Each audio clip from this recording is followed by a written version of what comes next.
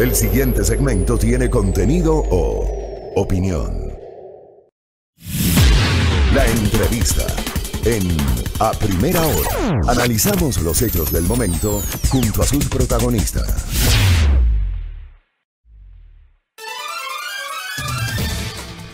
Muy bien, 8:03 en la mañana. Mañana miércoles a las 10 de la mañana se va a generar un anuncio de carácter oficial. Unión por la Esperanza se llama lo que van a anunciar mañana. 10 de la mañana vía Zoom nos dicen. Hablan de una confluencia de voluntades, el Foro Nacional Permanente de Mujeres Ecuatorianas, el Frente Amplio de Organizaciones Sociales, la Confederación de Pueblos y Nacionalidades Indígenas del Ecuador. La CONAIE aclaró que no es la CONAIE, entiendo que este es otro colectivo.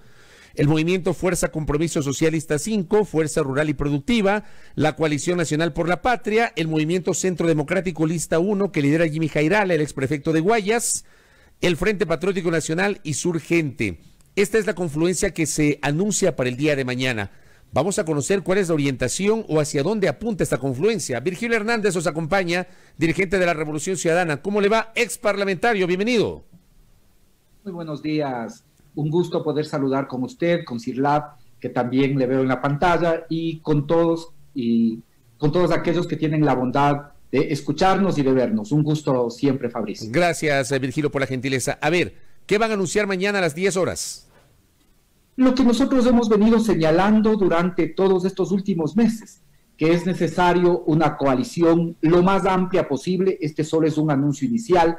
A esto se irán sumando en cada una de las provincias distintas fuerzas políticas y sociales que nos permitan construir una coalición por la esperanza, que nos permitan una coalición que nos permita recomponer dos elementos fundamentales que creo yo que son los que se han afectado en este tiempo: el sentido de futuro, y también que en el marco de todo lo que vive el Ecuador podamos ver una luz de esperanza, sabiendo que los próximos años van a ser años muy difíciles, que al próximo gobierno le va a tocar administrar una verdadera tragedia, y que en ese marco se requiere una esperanza para que el peso de esta crisis no sea cargada sobre los hombros del pueblo.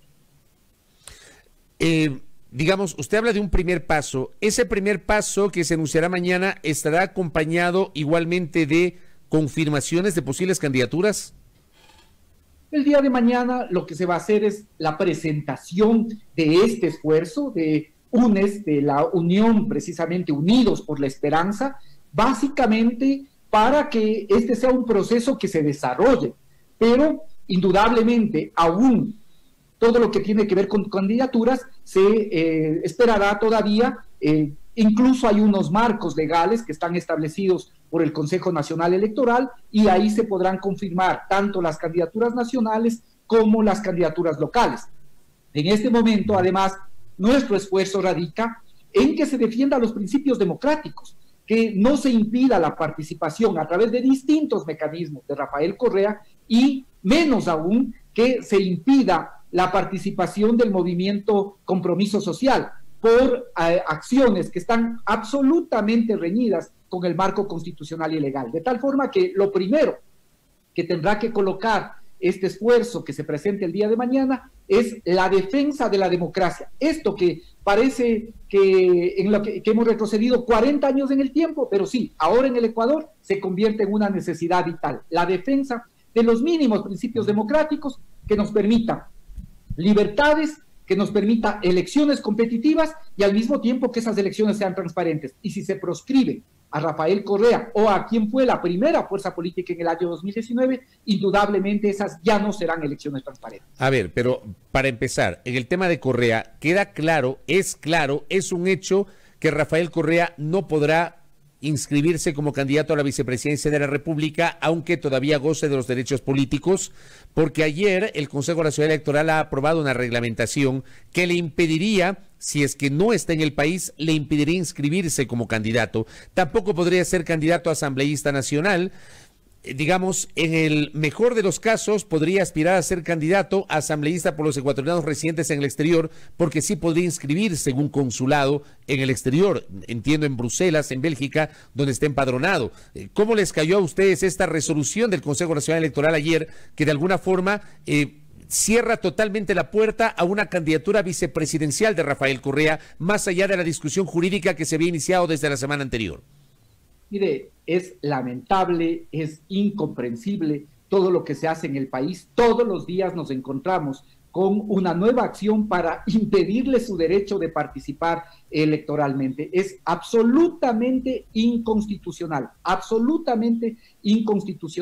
esta decisión que se ha tomado, y le señalo, indudablemente, esta decisión puede ser apelada ante el Tribunal Contencioso Electoral, porque aquí, por afectar a Rafael Correa, y mientras el mundo está buscando que se pueda hacer de forma telemática o simplificando los trámites, aquí, con ese objetivo, lo que se hace es afectar a miles, a millones de ecuatorianos, porque fíjese usted en la condición que se pone, por ejemplo, a los migrantes. Si mañana un migrante que con legítimo derecho ahora está en los Estados Unidos, en Europa, pero él es de aquí, de la provincia de Pichincha, de la Azuay, de Tungurahua, de donde quiera, él tendría que venir antes de que empiece la campaña electoral, porque la campaña recién inicia el 31 de diciembre según el calendario propuesto.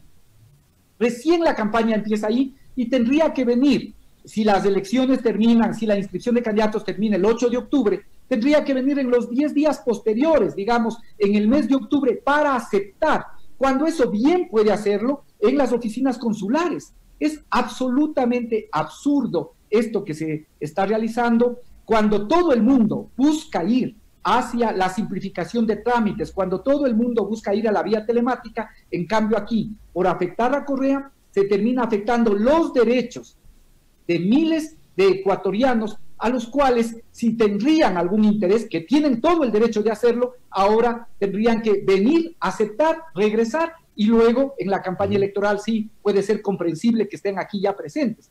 Esto no se compadece con lo que vive el mundo actual, va totalmente en contra de esta idea de simplificar los trámites, de volverlos lo más ágiles de forma virtual. No, aquí, por buscar de una u otra manera impedir la participación de Rafael Correa, lo que se hace es afectar los derechos de miles de ecuatorianos. Esto es inconstitucional. Nosotros vamos a requerir de esta acción frente al Tribunal Contencioso Electoral, pero además, yo le digo, ya ayer mismo yo he tenido comunicaciones, llamadas de asociaciones de migrantes que se sienten perjudicados, afectados con esta decisión que es claramente discriminatoria. Ahora, lo que va a pasar, digamos, lo que está pasando es que no podrá ser candidato a la vicepresidencia. El plan B o el plan C, no sé qué tipo de plan sea, podría ser que Correa sea candidato a asambleísta por los ecuatorianos residentes en el exterior. Vea, pero quiero analizar en profundidad su pregunta. Fíjese que si existirían reglas democráticas, no deberíamos pensar como usted nos señala, que es lo lógico. Es que es lo que está pasando, Virgilio. Pensar un plan B, pero pensar un plan C. Claro, es lo que está pasando. Pero con esa pregunta, que es una pregunta absolutamente pragmática, usted me permite develar que aquí no hay reglas claras, no hay un Estado de Derecho. Aquí hay una operación de Estado para impedir que Rafael Correa sea candidato y también para impedir que el movimiento Compromiso Social participe en las elecciones. Si es que hay seguridad jurídica, como dice el artículo 82 de la Constitución, las reglas deberían estar nítidas. No tendríamos por qué pensar en plan A, plan B, plan C. Yo le digo, mi primera reacción es que de esto nosotros tenemos que apelar ante el Tribunal Contencioso Electoral, porque no puede ser que aquí se violenten los derechos constitucionales y legales. Por lo tanto, mi primer plan, mi primera reacción, el primer plan A, es que prevalezca la Constitución. Esta debería ser para todos los ecuatorianos. Y si es que efectivamente quieren derrotar a Correa, que lo hagan en las urnas. Por eso, toda esta serie de maniobras, de esta operación del Estado, porque es una operación de las distintas instituciones del Estado, que además quedó muy claro con la denuncia que hizo Paul Carrasco. Uno de los consejeros, fíjese, que no ha sido desmentido, le dice al exprefecto de la SUAY: tenemos que postergar las elecciones para que los jueces avancen a sentenciar a Correa, tenga sentencia ejecutoriada y no pueda ser candidato. Mientras tanto, de forma paralela, el Contralor del General del Estado presiona a los organismos electorales para que nos dejen fuera del registro electoral. Es un plan del Estado. Al mismo tiempo, la Asamblea Nacional, por fuera de toda norma, y usted es un especialista en lo que tiene que ver con la función legislativa, intenta llamar a la presidenta del Consejo Nacional Electoral para un juicio político sin informe de la comisión. Y por si fuera poco, se le llamó a rendir versión en un caso de una investigación por un supuesto delito de tráfico de influencias a la presidenta del Consejo Nacional Electoral. Y ahora también esta resolución del Consejo Nacional Electoral es una operación de Estado para impedir que Rafael Correa sea candidato. Y eso es rechazado por los ecuatorianos, creo yo, sean o no correístas, sino por aquellos que tienen reglas democráticas. ¿Usted cree que el Consejo Nacional Electoral, que la presidenta Diana Tamaín están presionados en este momento, que tal vez fruto de esa presión tomaron la decisión ayer de aprobar este reglamento y que eventualmente podrían tomar una decisión respecto de la eliminación o no de Fuerza Compromiso Social? Mire, yo creo que hay que decir las cosas también con claridad. Este reglamento, estas normas estaban vigentes, esa es la verdad. Lo que no ha hecho el Consejo Nacional Electoral es recoger precisamente las observaciones que se hicieron sobre violación de derechos y también las observaciones sobre el tiempo que vivimos. Para todos, ahora es muy claro que estamos buscando evitar las concentraciones. Imagínense lo que significará que todos los candidatos de todos los movimientos tengan que acercarse a las delegaciones electorales a decir, sí, acepto la candidatura.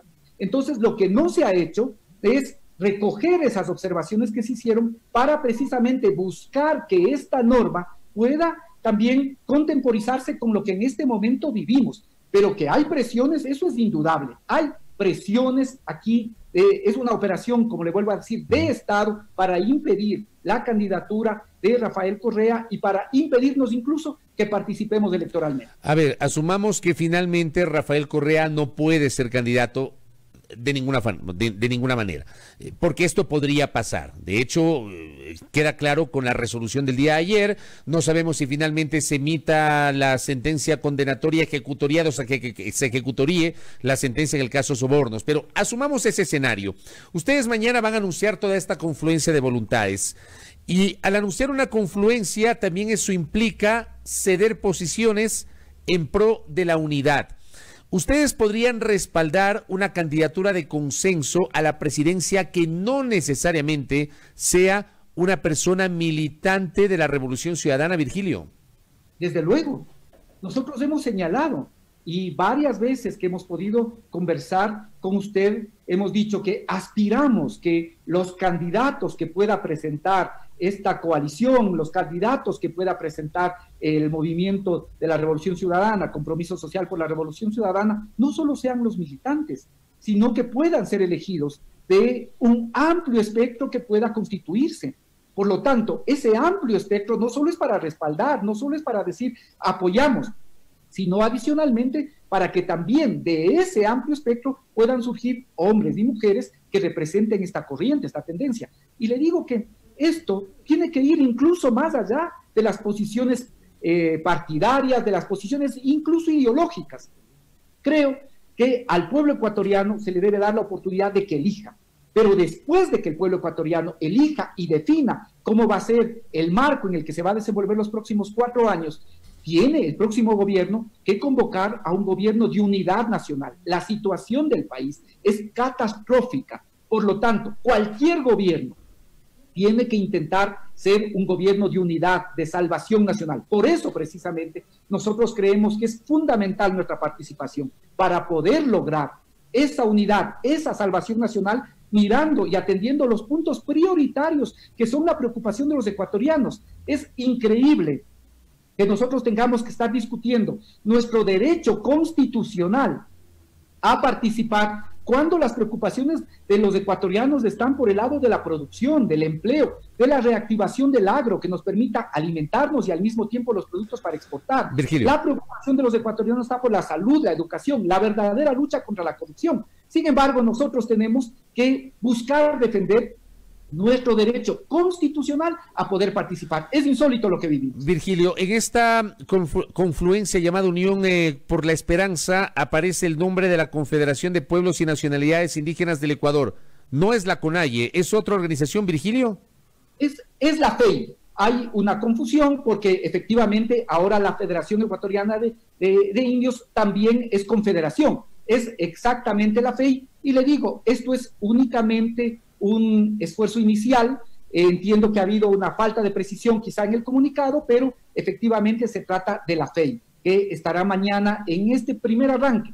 No significa de ninguna manera que ya están todos ni que las puertas están cerradas. Este es un primer avance para colocar en este momento este llamado a la Unión por la Esperanza, pero luego esto se tendrá que ir trabajando en cada una de las provincias y también a nivel nacional. Es decir, allí no se incluyen a personajes como Jaime Vargas o como Leonidas Issa. Ellos tienen su propio proceso, ellos están desarrollando su propio proceso en este esfuerzo que nosotros estamos realizando. Básicamente están las fuerzas que en este primer momento buscan dar este paso de unidad, este paso por la esperanza, pero le digo, cada uno, creo que aquí lo importante es definir esos grandes objetivos y en este momento por lo menos, tanto el proceso de las organizaciones que están en el torno de la CONAIE como el proceso de Revolución Ciudadana se hace por veredas separadas. Eso es lo que está pasando en este momento y en la convocatoria del día de mañana, quienes están convocados son la Federación Ecuatoriana de Indígenas, la FEI. ¿Ustedes van a proponer algún nombre o alguna gama de nombres a consideración de esta confluencia de organizaciones políticas y sociales, Virgilio? En su momento, por supuesto, que propondremos candidaturas, al igual que lo harán los otros sectores y las otras fuerzas políticas. Este es únicamente la presentación, es un primer avance de este proceso de unidad por la esperanza, de unidos por la esperanza, y luego ya se irá básicamente también entrando en el calendario electoral, esperando que las reglas que se establezcan sean las reglas democráticas. Me parece que no hay cómo dejar esto de lado, Fabricio, porque si algo en este momento se espera es que en los próximos comicios el pueblo ecuatoriano pueda decidir. Y para que las elecciones sean democráticas, no solo basta que se elija, no solo basta que se tome una decisión y que se elija, sino además que los ecuatorianos podamos seleccionar. Y para que se pueda seleccionar, tiene que haber la oportunidad de listas diferentes y además que no se proscriba a una persona. ¿Por qué tanto miedo? No dicen que el correísmo fue tan negativo para el país. Bueno, permítanle participar y que sea el pueblo ecuatoriano el que tome una decisión y no de esta forma absolutamente tramposa, ilegal e inconstitucional de buscar proscribir a una persona o a un movimiento. Ahora, también yo siempre he planteado, aunque algunos de sus compañeros, de sus coidiarios, de la militancia, no le gusta cuando se hace referencia a la necesidad de hacer un ejercicio de autocrítica, que creo que es fundamental, que ustedes hagan un ejercicio de autocrítica porque gobernaron 10 años y también cometieron errores, Virgilio. Y recibo un mensaje en ese contexto que me escribe un buen amigo, Wilson Benavides.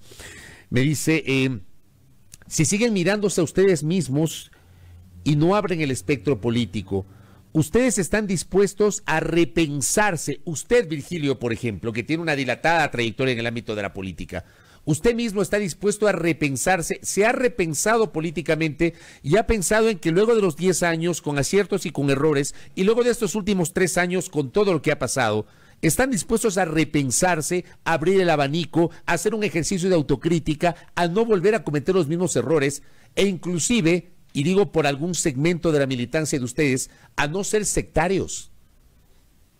Yo creo que ese es un imperativo y evidentemente cualquier organización que quiere trascender tiene que realizar un balance de cuáles fueron sus límites, de cuáles fueron sus errores. Me parece que esto es fundamental en este momento que vive el país, pero al mismo tiempo tenemos todo el derecho de poder ofrecerle al país una propuesta y que en esa propuesta se vean reflejados miles, millones de ecuatorianos.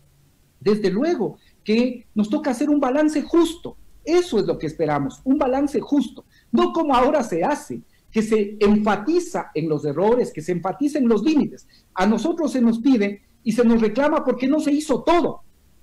cuando ahora tenemos una realidad de un gobierno en el que no ha podido hacer nada, pero absolutamente nada de lo que se le propuso al pueblo ecuatoriano. Nada. Una sola cosa que nosotros podamos decir se cumplió. No hay minga agropecuaria, no hay 325,000 viviendas, no se generó el 1.000.000 de empleos. Nada de lo que se le ofreció al pueblo ecuatoriano se ha podido hacer. Y ahí todo el mundo es complaciente y se deja pasar esta ausencia total de cumplimiento de las ofertas de campaña. Indudablemente, nosotros no pudimos hacer todo lo que habríamos podido y habríamos querido hacer, pero sin duda fue el momento en el que el país logró cambios trascendentales que nos permiten poner la historia del siglo XX realmente en el siglo XXI.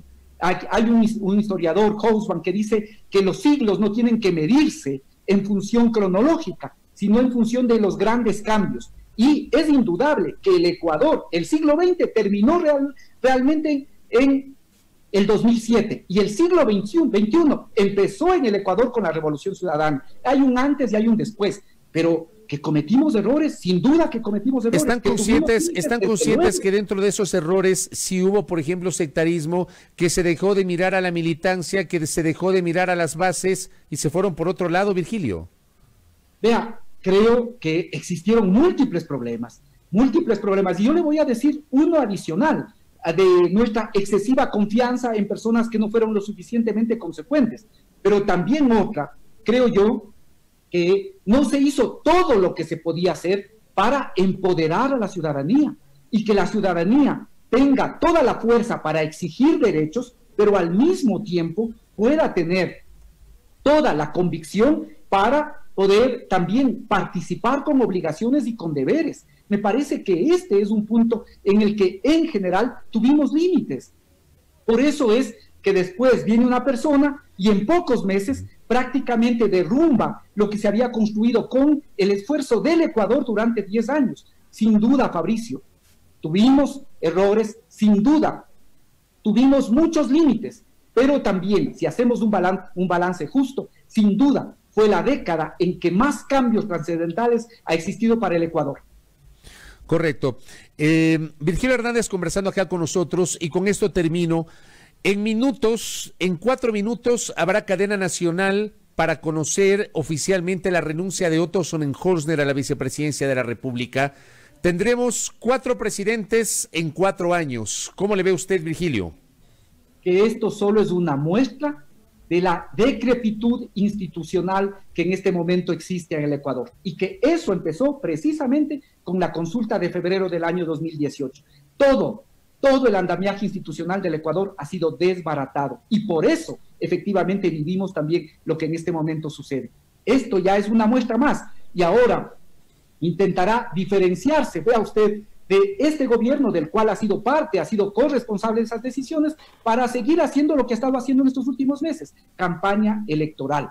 Esto lo único que demuestra, le vuelvo a decir, es un gobierno que desde el inicio perdió el sendero, perdió la ruta, y por eso, lamentablemente, el Ecuador ahora paga las consecuencias. Muy bien, Virgilio, gracias por el tiempo y por la gentileza, le agradezco mucho por estos minutos, muy amable. Muchas gracias. Virgilio Hernández, dirigente y militante de la Revolución Ciudadana, hablando sobre lo que se va a anunciar el día de mañana. Por cierto, y queda claro, no es la CONAIE, por si acaso. En la invitación que se ha generado para el día de mañana, no se habla de la Confederación de Nacionalidades Indígenas del Ecuador, CONAIE. Se habla justamente de la Confederación de Pueblos y Nacionalidades Indígenas del Ecuador, que no es la CONAIE. Ha hablado de la Federación Ecuatoriana de Indios, que se ha convertido en una confederación, ha dicho. Así que no es la CONAIE. Me parece a mí que esa aclaración es pertinente, sobre todo porque ha habido una serie de desmentidos y a alguna gente le causó escozor que la CONAIE participe de esta confluencia de voluntades conjuntamente con el correísmo. 8 de la mañana con 28 minutos en la primera hora.